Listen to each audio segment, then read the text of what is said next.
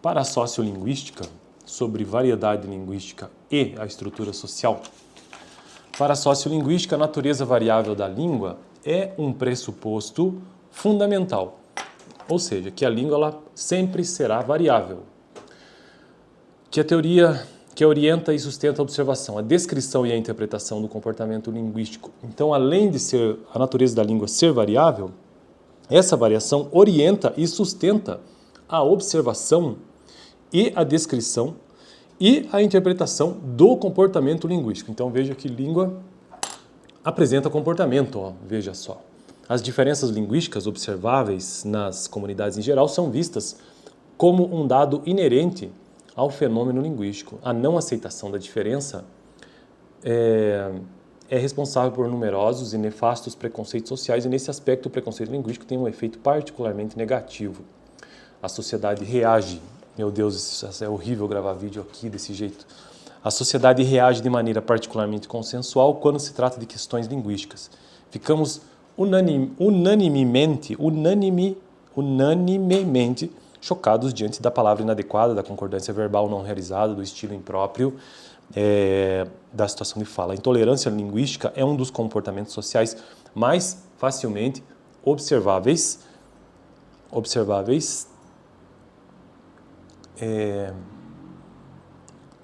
eles são os mais fáceis de se observar, seja na mídia, nas relações sociais cotidianas, nos espaços institucionais. A rejeição a certas variedades linguísticas, concretizada na desqualificação de pronúncias, de construções gramaticais e de usos vocabulários, é compartilhada sem maiores conflitos pelos não especialistas em linguagem. O senso comum opera com a ideia de que existe uma língua, o bem social à disposição de todos, que é adquirida distintamente em função de condições diversas pelos falantes. Na realidade,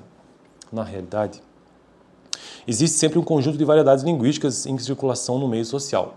Isso é fato, né? Aprende-se a variedade a que se é exposto e não há nada de errado com essas variedades. Então vai depender do seu contexto social. Na verdade, nós sempre tivemos e sempre teremos inúmeras variedades, porque vai depender do momento, né? Eu aqui no vídeo estou me expressando de uma maneira, com certas pessoas de outra maneira, com os meus pais de outra maneira e assim por diante. Os grupos sociais dão continuidade à herança linguística recebida. Nesse sentido, é preciso ter claro que os grupos situados embaixo na escala social não adquirem a língua de modo imperfeito, não deturpam a língua comum. Eu acredito, na minha visão aqui, que existe sim uma deturpação quando a pessoa faz isso de propósito. Agora, quando o comportamento linguístico, na minha opinião, ele simplesmente acontece de forma natural, de fato não há uma deturpação. Mas quando a pessoa faz isso de forma proposital, no sentido de que eu quero deturpar a língua, então aí existe uma intenção, né? Então sim, nesse caso existe. Existe claramente uma deturpação da língua. A homogeneidade, mas quando o comportamento é orgânico, vamos dizer assim, não existe, né, essa deturpação. A homogeneidade, que a diferença linguística é um mal a ser erradicado, justifica a prática da exclusão e do bloqueio ao acesso aos bens sociais. Trata-se sempre de impor a cultura dos grupos detentores do poder ou a eles ligados aos outros grupos, e a língua é um dos componentes do sistema cultural. A existência de uma variedade padrão que desloca todas as outras variedades linguísticas e cria um contexto de relações assimétricas entre falantes de uma comunidade é um exemplo objetivo dessa questão. Cabe aos usuários das variedades não padrões adotar a variedade socialmente aceitável, pelo menos em certas circunstâncias, como em situação de fala pública ou durante uma entrevista em uma agência de emprego. Por que aprender um outro modo de falar? Onde adquirir esse outro modo de falar? A motivação para falar um outro modo de falar é sempre social, e isso pode ser produzido pela escola ou pela experiência social. De qualquer maneira, a decisão de falar de um modo distinto daquele que aprendemos não se concretiza facilmente.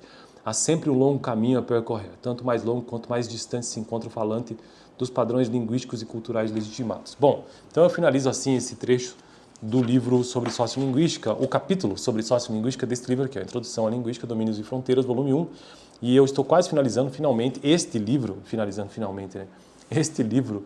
sobre sociolinguística. Esse vídeo faz parte de uma playlist específica sobre sociolinguística, que nada mais é do que a arte de, ou melhor, a arte não, né? Nada mais é do que a relação entre sociedade e língua. Valeu!